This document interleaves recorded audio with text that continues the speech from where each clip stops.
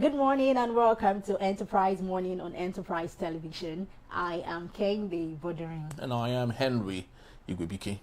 It's the start of a new day and we are glad to have you on the show. We'll kick off with today's newspaper review before diving into the main conversation of the day. Trust me, you don't want to miss a moment. You can join the conversation by dropping your comments, liking and following us on all of our social media platforms at Enterprise TV 7. Joining us to share the matters at hand is Barrister Tunji Abdulhamid. He's a barrister and a public affairs analyst. You're welcome, Barrister Tunji. Good morning, Barrister. For joining as always. Good morning, thank you for having me. As always.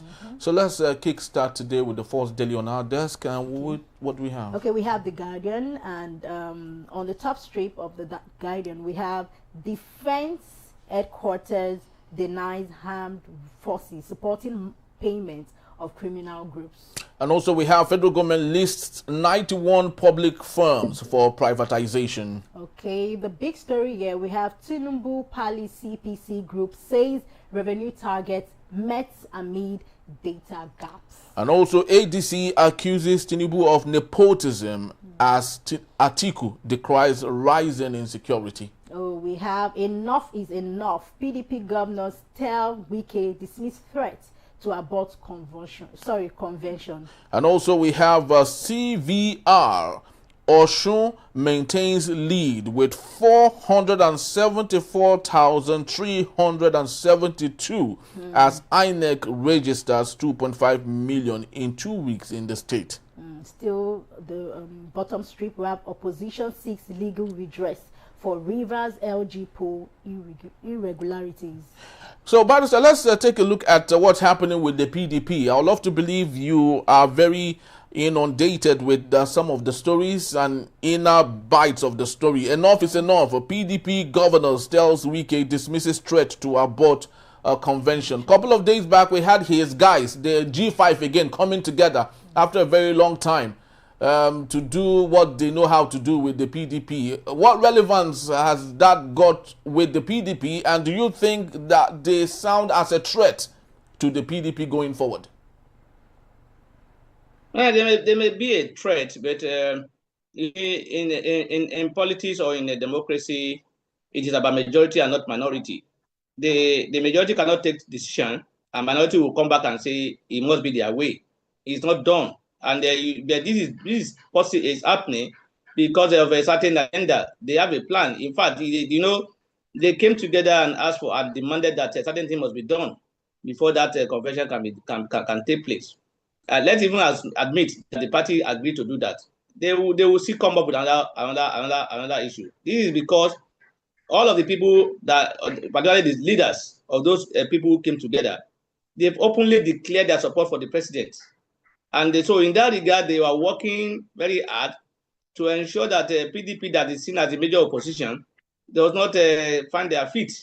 And so in other words, they are doing a destructive job, trying to make it a imbalance or unsettled for them to achieve their objective. So it's not genuine, and it's not democracy. This is what they call rascality, and it's not good for our democracy. Unfortunately, most people will praise this kind of a thing and tell you that any politician who can do destructive work or who can do damage other party are the one that knows how to play politics. That is what people are who can, if you can manipulate or cause destruction or whatever, they praise you as being a good politician. You see, they unfortunately too. Why I will not be able to say with all my mouth that their threat may not materialize is because of the view that we have a court that can give order at any time. So there's a possibility of them throwing that what's it called? Taking that step, because that is the only step to take now is to go to court. They cannot force anybody not to hold a convention if they want to hold, except there's a court order. Unfortunately, but again, if we are going by law, the court has said consistently that it's a party affair. The court cannot interfere in parties' affair, and the party should be the one to resolve the matter amicably by themselves. Well, like I said, I don't trust our system. Anything can change anytime. So, but for me, It's not a good way of playing politics. It's a politics of destruction, as far as I'm concerned, and that's what they are doing. It's not they are not doing it for anybody who believes that these people are working for their interests. Any other person who believes that they are working for the progress of the country, they are not. They are deceiving themselves, or they are even part of them. For me, it's not a way to go. If you don't like a position of the party, if when the party has taken decision and you can't stand it, you move out of the party, or you take another, or you accept it. And that's what they say in democracy. Majority have their way, while the minority have their say. But in this case, the minority, particularly Mr. Wike, he wants to be the only person who is the owner of the party, who wants to control everything. Whatever thing that is taken that is not in line with his own interest must be reversed. That's not the way to run a party. That's not the way. That's not a political. It's not an individual affair. It's a general affair. And as it is today, majority took that decision to hold that conference at Ibadan. So if anybody is saying something has not been done and that which must be done, why was he not at the meeting to challenge it before the decision was taken? It's just a plan, and it's a game plan, and they are working from a answer to question. That's what they are doing. Okay. Let me bring in this question to you, sir. Now, will the PDP convention be free of chaos given these rising tensions? Chaos in the what manner? I don't understand. Are you saying there's going to be thuggery, fight, or whatever there? I don't know. I'm not sure. When you still talk about chaos, in a democracy, there must be disagreement. People must agree and disagree. There must be arguments. So the fact that there's an argument does not mean people are fighting. It's only people outside the political party that see them whenever they disagree on the position or the interest does not align and they are in the opposing side. People see them as fighting. Yeah. They are not fighting. It's a disagreement, and that is bound to happen. It's how you solve it, how you sort out the disagreement is the issue, and that's why the PDP has been standing, because of a way and manner they know how to resolve issues. Okay. So, Barrister, so what is any chaos in that regard, except people who want to flagrantly disobey a law and come and invade or attack? That's when you can see chaos. But that chaos will happen just because people are doing the election. It may not happen, except people who want to deliberately create that chaos or set that place ablaze, or in quotes, ablaze in quotes. But Barrister, it is glaringly becoming obvious that Nyesom Wike is the owner of the party, because I do not know why the PDP has refused to sack him or to remove him. We've seen a former senator with the PDP who has been removed from the party because they said he was doing anti-party. And here is Wike, who is brazenly doing it with reckless abandon. So much glaring that he feels no one can talk to him. Yet, the PDP cannot ask him to leave the party. So doesn't it mean that Nyesom Wike is, as a person, bigger than the party? You people are always missing the facts together. Please, can you tell me the name of the minister of the senator that has been sent packing from the party? I can't get his right name now. He's from the southeast of Nigeria. I think he should be one of the former senator. And I think he should be holding one of the biggest position in the Senate. I can't get his name now. The problem we have, Henry, is that you people will just sit down and then one individual group of people will stay there somewhere, make pronouncements, and then you people say party says this. How is that party affair? When people sit down in their ward or whatever and say so person has been suspended, and you say the party, which party? When the other person is even saying they are joking. It's not that anybody can come up and say whatever they want to say now. I can also come up tomorrow and say this convention will not hold. Does that mean I'm the owner of the party? Or does that mean I'm calling myself the owner of the party? It's a free. You see, PDP has a free. They give everybody free opportunity to speak, and that's why you see what you are seeing. Yeah, I'm not saying you can. Wike is a very strong stakeholder, and if most time when we talk about Wike as if it's the only Wike that's there. You do not remember again that when that meeting was held and they are making those demands, it was not only Wike. There is Fayose there. You do not talk about Fayose.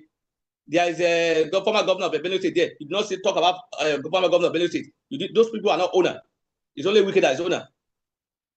It's the media that's giving these people, this man, this popularity that is not getting, because you attribute what it does not hold to him. And people that's why whenever he speak, that it become news, even if it's not correct. And whatever and I've said it, until we stop this attitude of attributing individual position to general position of people, we will not live where we are. Anybody can come. I can also come up with a group today and say this is our position. Does that mean we are bigger than the party, or we are saying we are the owner of the party? He has the right to say whatever he's saying. Whether or not that will prevail is another issue. He can use a strategy and he can use his influence where he is now today as a government to get whatever he wants to get. That does not mean it's because he's the owner of the party, but because he has that authority, that influence somewhere that is backing him. If he tries to go to court now and the court says they should stop the election, you say it's because he's the owner of the party. That was why the court said so. But because he has that influence and the system is not working, if you have a system that will work and that will do the right thing, you will be able to get it. It's because we don't have a system that is working. You see what they call election in Rivers State the last week or so. Is that election? Does that election need to even exist at all? Does the administrator have the power to even conduct an election? Somebody has brought in to come and ensure peace. Peace is concerned is now how to elect local government chairman. You see, sometimes when we say these things and say because somebody speak, I can say my own tomorrow now. I can say I will not be. Well, that was how somebody say Jonathan should come and become president. He wants to lobby Jonathan. They say PDP said they want to adopt Jonathan. Obi, they say they Obi. Is that when did the PDP sat and discuss and say Jonathan is our candidate or Obi is our candidate? You said let's report this issue the way it is. Mr. Sanusi said Jonathan should come and become president. That would be normal. That will not create any issue. Then when you now say because Tunji said PDP will not hold its Congress, does that mean parties PDP says so? Tunji says so, not PDP. So for me, I don't. Yes. For me, it's not. Okay. The way sometimes the way you report this issue, it's unfair. Well, the truth of the matter is, barrister is yes. Mr. Wike, you'll be unfair to him because he's not the only person there. If you are talking about people who are supposed to be sanctioned, they are not even 20. They are not even 50. Even Mr. Seyi Makinde, the governor of Oyo State, he should be sanctioned there too, because he was part of it. Even Mr. Bode George and so many other people. Mr. Fayose, you are not talking about that. So many other of them. Mr. Segun Sowunmi and co. So if you are talking about Mr. Wike alone, because he's in quote, he's saying his own loudly, there are people underground who are giving him the power to do it. Because if they don't have support, he will not be doing it. If Mr. Wike is suspended from the party today or expelled from the party today, that shenanigan that's taking place will still continue, because he has people within the party who are doing it for him, and they will continue to do it because they have an agenda. The agenda is to ensure that this party has no peace, so that the Mr. President they want to support will win easily. That is the agenda. It's not genuine. It's not a genuine issue. If they test them today and say, okay, all the things you have said, we have accepted. Tomorrow they'll bring another one. They'll bring another issue. Because they don't want it to hold to, they want crisis all the time, so that they will achieve their objective. These people have said it openly now, that they are supporting a particular candidate. So do you think they will now be working in favor of working for PDP in a way that will not allow that person to win? My only worry grounds of worry is that you people sometimes individual position you would attribute to general position. You say PDP. How is PDP? How is it PDP? Somebody said so. In fact, you people are not even looking the way you should be looking to. People should even ignore it. The people who are calling for this are a minority. Majority have taken decision. Why are you not looking at the position of the majority? All right. So while we barrister. Yes, while we look at the position of the majority, I think I have an authoritative information here. And this is coming from the PDP now, the majority, like you did say. It's on the Punch newspaper just 8 hours ago. It says the People's Democratic Party has stated that former Rivers State Governor and current Minister of the Federal Capital Territory, Nyesom Wike, cannot be sanctioned for alleged anti-party activities unless a formal petition is submitted with supporting evidence. The supporting evidence, we do not know if all Nigerians can see what the evidence are, but nobody is coming to submit that, unfortunately. And this particular statement is coming from the party's deputy national legal advisor, Mr. Okechukwu Osoaha. So when the PDP is stating that nobody is coming to submit a petition against Yes and Wike, it means that PDP is okay with his actions and his activities. You miss the point again. You miss the point again. The position that Wike would not dictate to us was by the PDP. Yes, but the fact that it cannot be punished at the one that you appeal to the deputy national legal advisor was deputy national advisor is a supporter of Wike. He's working with them together. No, he's there. Now you did see him yesterday. I saw him yesterday. I watched him yesterday. He was part of the minority we were talking about. So what do you expect from him? So if you have separated it, you combine the party position with that of a deputy legal advisor, making it look like it's a party decision. No, you see, what he said was right to an extent. Mr. Wike cannot, the party cannot, the way the condition is, you cannot say because you want to punish Mr. Wike or Mr. Wike has committed an infraction. There must be petition from his ward in River State to say this man has committed this. Please look into it and sanction him. Have you received anyone? Has anyone from the River State sent any petition in that regard from his ward?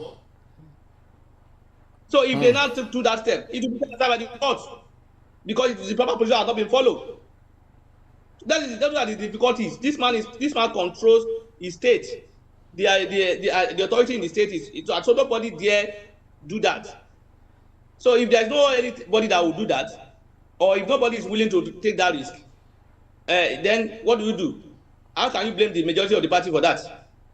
So if there is no petition against me for my constituency, so the national body should just on their own create one and work on it. I even laugh sometimes people when they say there's a meeting. People will say, one of the agenda is to sack Wike. How can the sacking of a party member be at NEC? What will be at NEC is a confirmation of his decision already if it has been made by the local body. You will start from the ward, from the state to the national. If those steps have been taken and it's been affirmed or position has been taken, that's why you now say at the NEC it will be affirmed. All right. There won't be any such. People will be reporting that today's meeting is where Wike will be sacked. And if that did not happen again, they will say, TPP is appointed again. Because they are not following it. They don't know what the procedures are. All right, Barrister, let's move on to... It's an unfortunate situation. Yes, Mr. Wike is getting away. because he's trying to he's playing dirty politics. And in Nigeria, if we have a law or we have a system that works, it will not be possible. But we don't have a system that works. You can see how laws was judicial in River State. Yeah. The last local government election was disowned by the court because they said they did not give proper notice. Was there any notice given in this one? Talking of being proper. They gave 1 month notice. Even those that conducted the election, SEC, how old are they in office? For them to be able to conduct election when the law says at least minimum of 90 days or how many days the law says that you must give notice. Yes. Do we see that notice? And I will not be surprised if that election is confirmed by the court. I will not be surprised. Well, barrister, it's actually very interesting because you have a skin in the game. You're a barrister, so it's your ecosystem. And I'm so glad that you are speaking out on this particular issue because the biggest problem we have is people who are member of a community try to defend it, but you are not. So that's excellent. No, I'm trying to talk as a Nigerian. You see, the system is not only about judiciary. It's not the judiciary alone.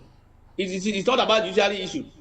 It's about people that are supposed to take decisions that will not be able to take decisions. When we have, you not listen to the minister yesterday, promising to build houses for judges in Abuja, and you expect those judges a case to come before those judges, and they will not follow his term or whatever he's looking for. They will not give it to him. That is the system I'm talking about. All right, barrister, let's take a look at another matter here, and this is coming from the Vanguard newspaper. Because of the want of time, let's just go to the story itself. It's on the bottom strip there. States have no excuse not to pay beyond 70,000 naira minimum wage, and that's coming from NECA. Barrister Tunji, Imo State had opened the floodgate that it is actually possible for every state in Nigeria to pay the minimum wage. Imo State is the highest, is paying 104,000 naira. And what's happening in Kwara? Do you think states like Kwara can afford to do more than what Imo State has done? Let me first of all say that Imo State is, has promised to pay or is paying. There is a difference between paying and paying it. This is why we get it confused. And that's why these people in government will just come up with a statement and will take it and say it's been done. He has made that promises or statements. We have not been told that he's been paid already. So don't say he's paying it. He said he will pay. Wow. I said I'm not even sure they are able to pay 70K now.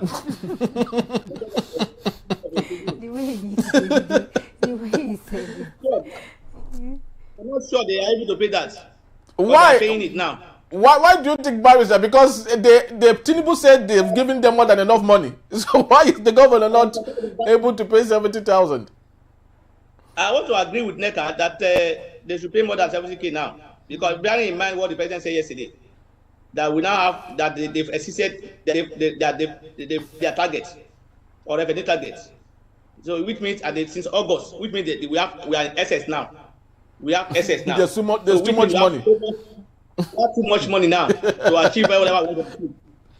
So I do not expect to see any borrowing, even though they say they needed to see any borrowing again, whether internally or externally. I do not expect that there will be complaint that ASU cannot be paid because there is no money.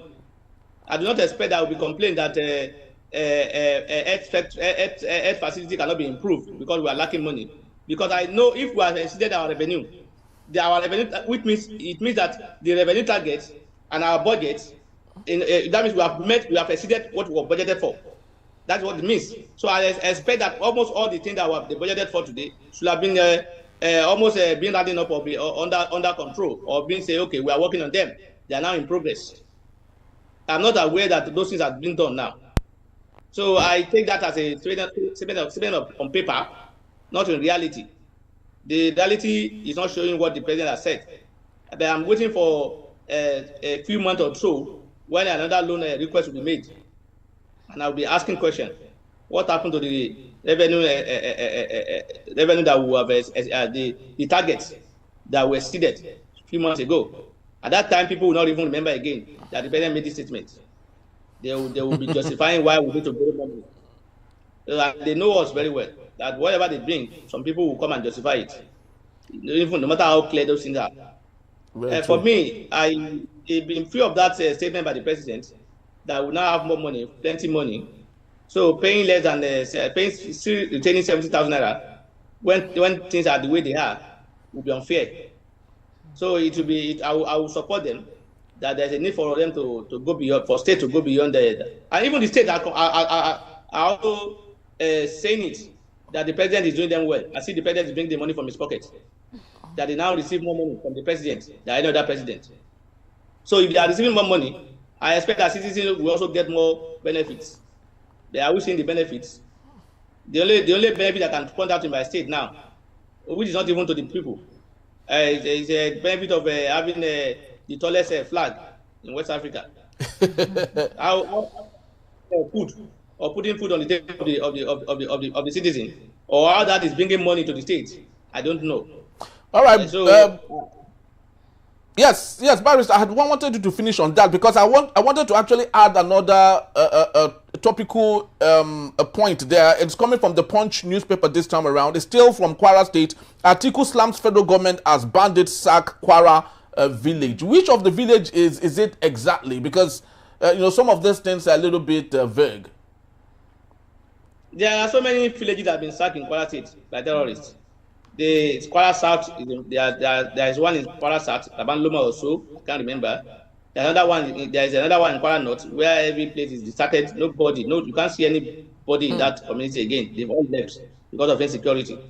And the governor is not seeing that as a concern, because they are not even showing much, they are not doing anything different from what they have been doing before. They are just lackadaisical attitude. They folding their arms and just doing a visit and donating 10 bags of gari or rice. That's what they do. So for me, they need to provide more security in that area. Kwara is becoming something else. Yes, exactly. Especially Kwara North and Kwara, we are now on the news almost every day. Yes. For wrong reason, insecurity. People have been sacked from people have been killed, and this is not good for us. Kwara is known as Kwara, state of harmony and state of peace. Yes. Today, it's no longer so. I expect that the governor will do more. Do you think it is politically motivated? By who? I do not know, because this wasn't the case before now. Kwara has never been known, for this sort of issues. Yeah. Has anybody come out to tell you that? And if they have come, who did they mention? How is it? Even if it's politically motivated, what are they doing to ensure that as a chief security officer or as those who are in charge of security, what are they doing to repel it? I don't want to give that excuse. I don't want to agree with that. And thank God that the state government has not even mentioned it. I don't said anything in that regard. They didn't say anything in that regard, so they know that it's not politically motivated. The only person they will accuse is not it left the state because of them, just coming once in a while to allow them to do what they want to do. And then now, so if you are complaining about that, you are complaining about irresponsibility. You cannot say somebody has forced you not to, has prevented you from eating. You want to eat, and you are saying you're not eating is politically motivated. Is the governor not eating? Is he not paying his allowances? Is he not paying his aids? Why is he not politically motivated so that they will not be able to pay? For me, I don't. It's that the failure of government. The governor is not even feasible in the state. That is the point. The governor is not feasible in the state. The situation whereby you run a one-man show, no commissioner can do anything except governor give instruction to that effect. They cannot even give a contract worth 200,000 naira. Wow. Some of them can't even buy data. You see, it's only in my state that I see commissioners that will say, I don't have data. That's why my phone is off. Really? To me on WhatsApp. I've seen that. I'm telling you. Is that bad? The commissioner has told me that he off his data. I was laughing. The commissioner off his data. For what? Even when I'm sleeping, my data is on in the night. When I'm sleeping, my data is on. So a commissioner that he has he cannot. I'm telling you, I can just not mention him. It is not a ESA. He said it. He was relating a story to me that how he missed a call of one of their guys and he couldn't call back. He said that time he just saw the missed call because at that time his phone was off because he has no data. He has no data, so you couldn't get across to that person. When you call through WhatsApp, even when your phone is not on, it will come back later and show you a missed call. Yes, definitely. So unfortunate. That's how you see sometimes when you celebrate governors who bring in people who are not who does not even know that they were it's a 22 years old person to become commissioner or whatever. It's deliberate. That kind of person will be telling them. They won't be able to give anything, any input. Their own will be yes sir, yes sir, yes sir. And that's the kind of thing they are looking for when you people will be praising the youngest commissioner. What you will not look at that commissioner and see what is in his head. What can he give? So that's what the governor is doing now. He will bring more women into the system. They will say Kwara State is the state with more women, women friendly. What are the women bringing to the table? Nothing. I'm not saying women are not good. I'm not saying women are not good. Though. I'm saying gender equity. Gender equity is important. Bringing a lot to the table. She said that women bring a lot to the table. Bringing a lot to the table. I'm saying I'm not generalizing. I say in my state, those in authority in my state. Okay. Showing that they can do. So I'm not saying there are no women. There are a lot of women who can do that, but they are picking who cannot bring anything to the table, who can be controlled anyhow.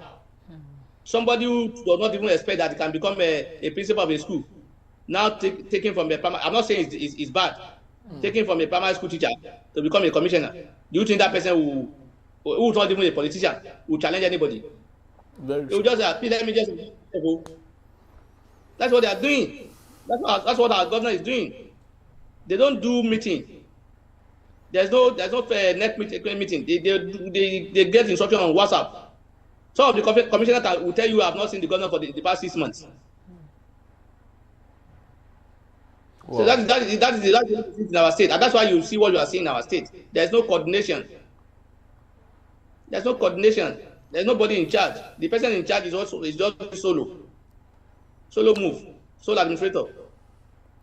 All right, we hope for better days. We hope for better days, and it's very important that we talked about Kwara for a bit because of it's a very sensitive area that we think should contribute more than what it is doing right now to the state and equally to indigents of the state, both at home and those in the diaspora. So it's so very important that we talk about it and narrow it to Kwara State on this particular matter. But of course, we would be going on a quick break, and when we return, we have the conversation. Tinubu defies the tariffs. That in a beat is still Enterprise Morning. Please don't go anywhere.